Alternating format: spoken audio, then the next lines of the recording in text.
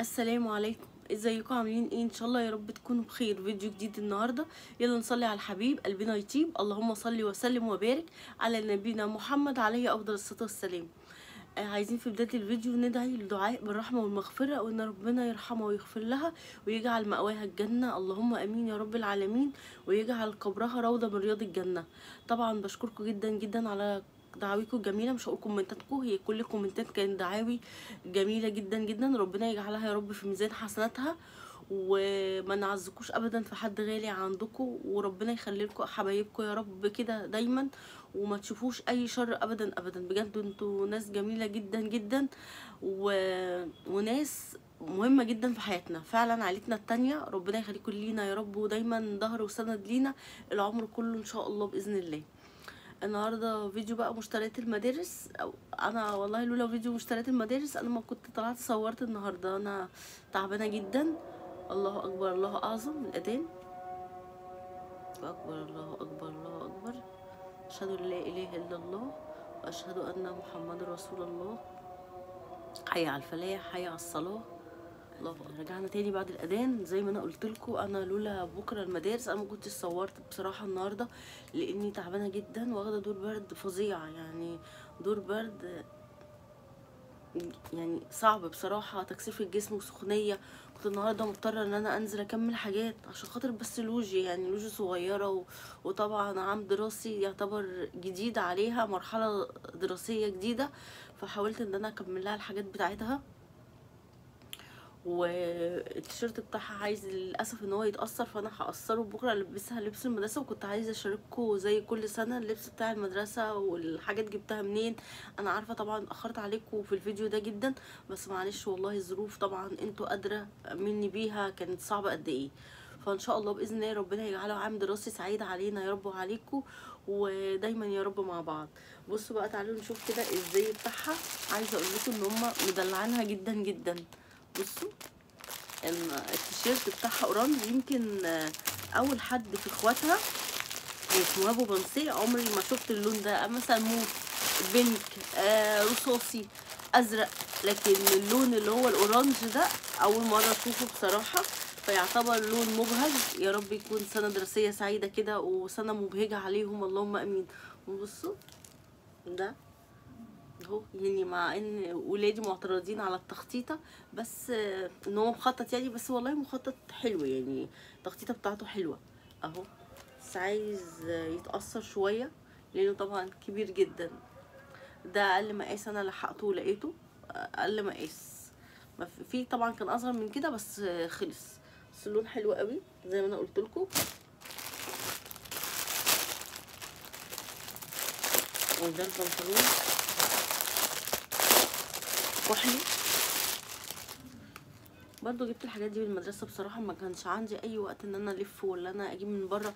اوقات كتير كنت بروح اجيب الساعه. طبعا الناس في اسكندريه عارفين ان الساعه بيبقى عندها حاجات كتير قوي، محلات كتير قوي، محلات السفير كنا دايما نجيب من عندها. حتى جايبه البوسي اللبس بتاعها من هناك، بس انا ما كانش فيا حيل الصراحه ان انا انزل وادور واشوف الاخبار ايه. بص برضو البنطلون تقريبا برضو هيتأثر ولا يترفع من القمر ولا ايه، لانه كبير جدا زي ما انتم شايفين اهو. ده برضو اصغر مقاس كحلي. شايفه ازاي حلو. وده الترند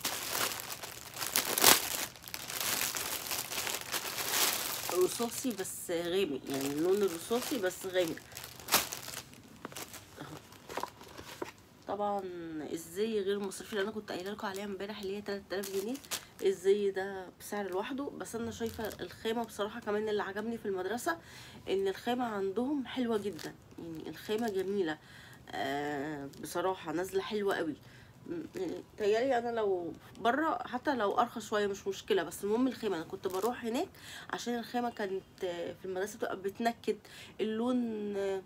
مش تعرفي له لون بينك ولا فوشيا ولا وردي. كانت الالوان غريبه بصراحه، وبلاقي الالوان متفاوته غير بره. كنت بلاقي الالوان حلوه قوي. وكان في برضو مصنع اسمه سلوى في سيدي بشر كنا بنجيب من عنده.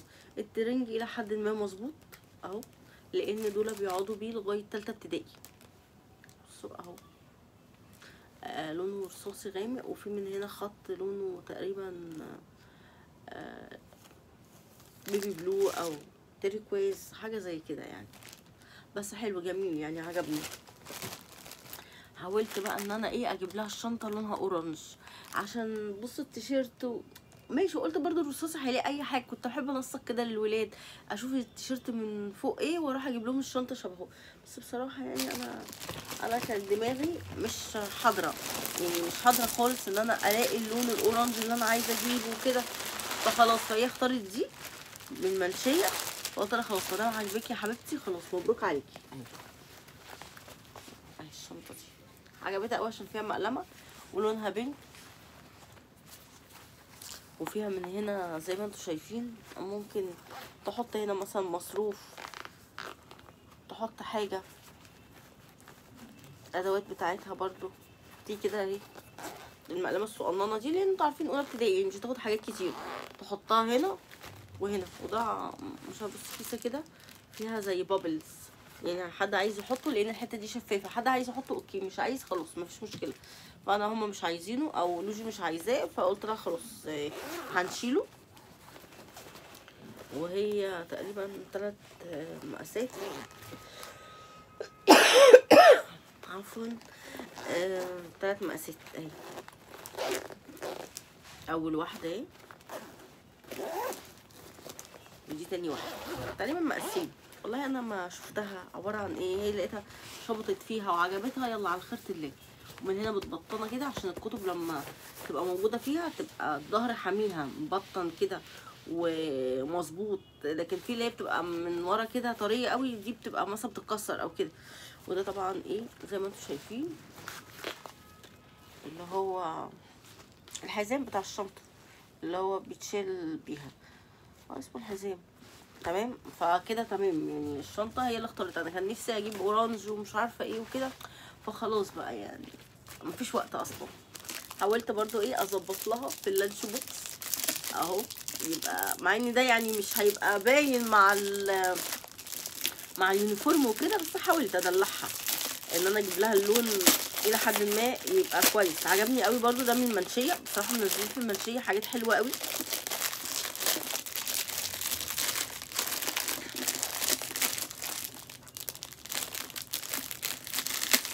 واسعارها حلوه ومختلفه عن السنه اللي فاتت او اللي قبلها.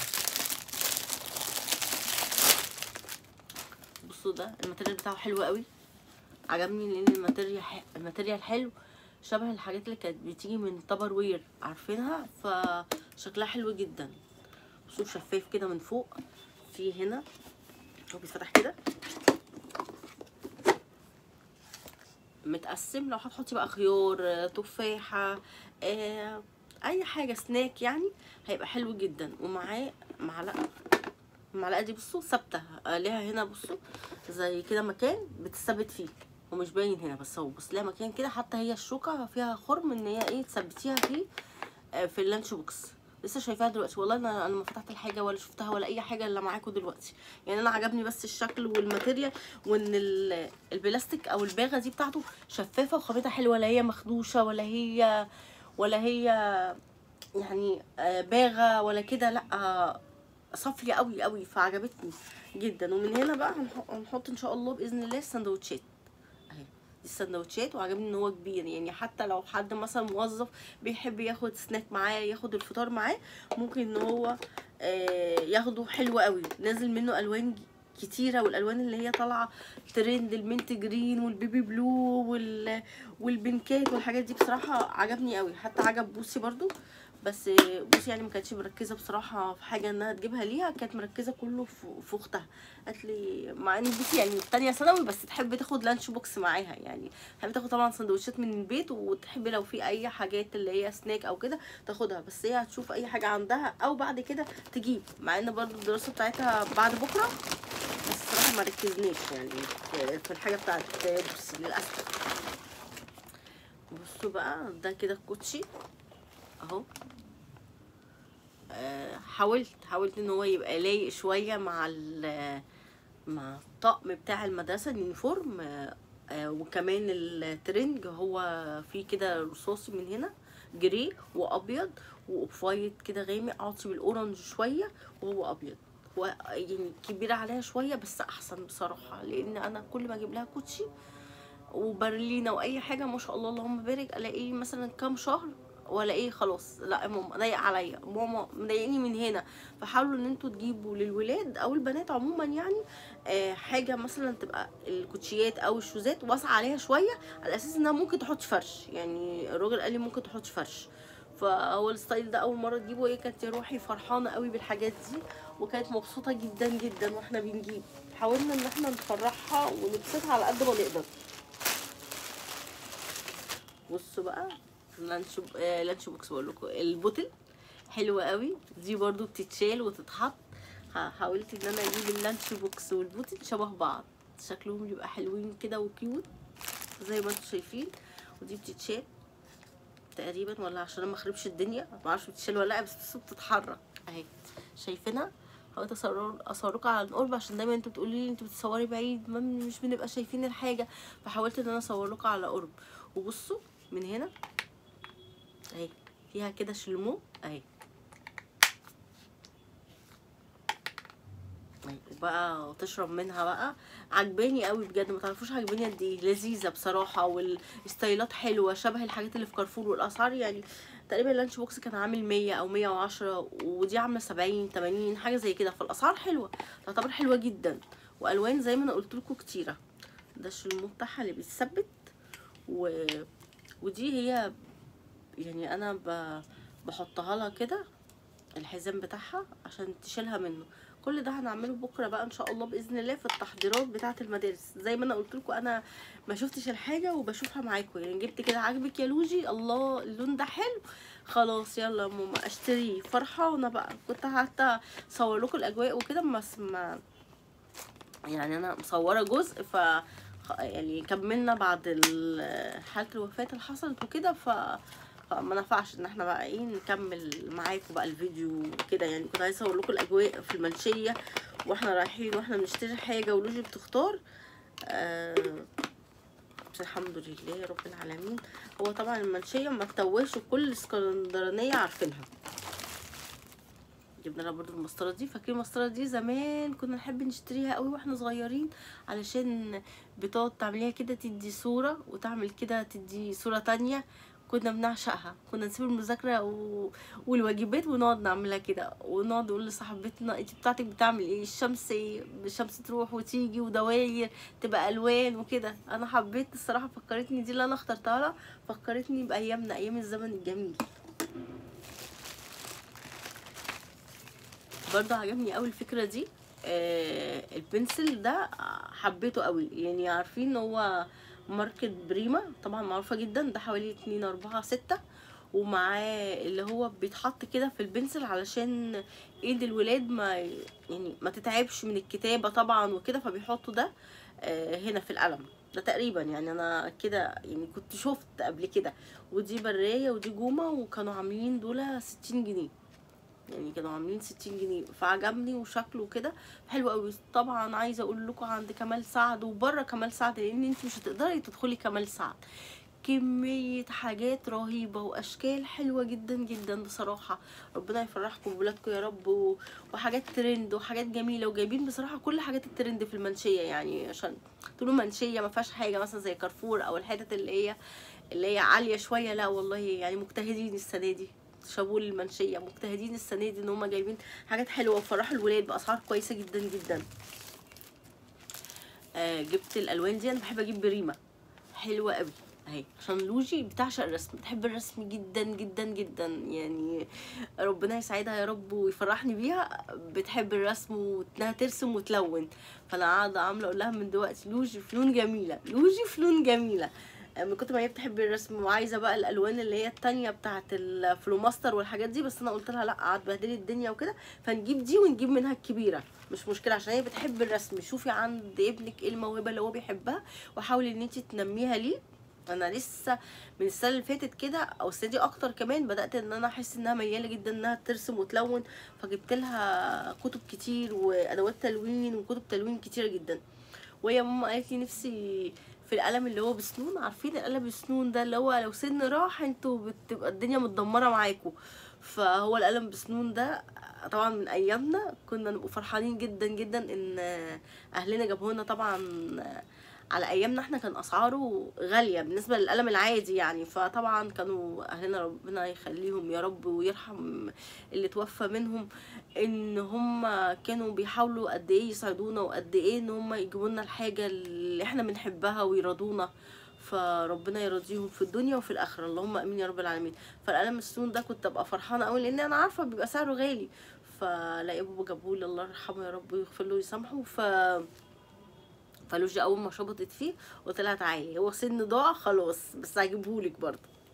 اهو هي اللي اختارته. وفي من هنا جومه، واختارت الجومه دي، مش عارفه ليه الجومه دي الغامقه دي، مش عارفه، مع ان معاها جومه تانية ما اعرفش، مش هيكتبوا بجاف تقريبا. دي بص هتاخدها، هي اختارتها لها بتقول الجومه دي كويسه جدا يا ماما، بس انا حاسه ان الجومه دي القلم الجاف ماشي مش هتخسر، هي يا جماعه مش هتخسر. دي الحاجات كده بتاعت لوجي لغايه بقى ما يطلبوا منها الحاجات اللي بيقولوا عليها ايه، سبلايز. ايوه مش عارفه في اولى ابتدائي في سبلايز ولا لا، والسكتشات والحاجات التسع تسطر والكراسات والحاجات دي. يلا على جنب كده، دي الحاجات الاساسيه انا عملتها لها. ودي مهاب بس ده اللي جابها الشنطه دي، قلت برضو لو ولادكم بقى في ثانويه عامه في كليات فحابين الماتيريال اللي هو نزل طبعا لوحده جيب، فبيقول لي ماما ماتيريال حلو قوي. وجابها كنا شايفين حاجات قبل كده في كارفور، بس مش جوه كارفور يعني، كارفور فيه محلات من بره، فلقاها بقى خلاص خلصت يعني الحاجات، بيقول لي خلصت، فراح جابها من فتح الله. نزل برضو الساعه وما راحش المنشيه معانا، بس هو نزل الساعه ما لقاش حاجه الجوده بتاعتها كويسه، فهو يعني عشان كليته وكده فمحتاج ان هو يروح بشنطه عشان الادوات والحاجات دي بتاعت هندسه وكده، ولسه هيجيب حاجات تانية يعني، لسه بيقول لي يا ماما لسه دي بدايه الحاجات، مع ان خلاص برضو الكليه بتاعته بكره، بس لما يطلبوا بقى منه الحاجات يبقى يجيبها بقى، المناقل والبراجل والمسطره تي والحاجات دي يعني اللي احنا بنسمع عنها. فبصراحه لا عجبتني، جودتها حلوه قوي، ويا رب تبقى سنه مبروك عليك يا مهاب يا رب كده، وربنا يكبر خاطري فيك يا رب كده ويوفقك. ويا عيني طبعا زي ما انتوا عارفين المظلومه بوسي، هي ما اعرف مش عايزه حاجه، كل ما اقول لها عايزه حاجه لا مش عايزه حاجه مش عايزه حاجه يا بنتي، تقول لي لا خلاص يا ماما، ما انا هو تانية انتوا عارفين تالتة ما بتروحش. بصوا لا عجباني قوي، في حاجات من جوه هو ممكن يحط الادوات، لا تقسيمتها من جوه خطيره بجد. دي كانت من فتح الله السيوف لو حد حابب، هي لونها جري غامق يعني، جري غامق على اسود شويه، فبرضه حلوه جدا، غير بقى الحاجات اللي هم هيطلبوها منه في الكليه. فبص قعدت اقول لها، قعدت تقول لي انا عندي وانا هروح سنه واحده بس طبعا لان تالته مش بينزلوا المدارس وكده، فقالت لي على ايه اجيب حاجات جديده، قلت لها طب شوفي انت طلعي حاجتك وشوفي لو حاجه ناقصاكي هنجيبها هنا من عندنا. فربنا يجعلها يا رب سنه دراسيه علينا وعليكم يا رب، ودايما عندكم الخير والفرح، ويا رب الفيديو النهارده يكون عجبكم، وربنا ما يقطع لنا عاده يا رب ابدا ان اشارككم حاجه المدارس، وربنا يجعل كل ايامنا سعاده وهنا. اشوفكم على خير فيديو جديد، مع السلامه.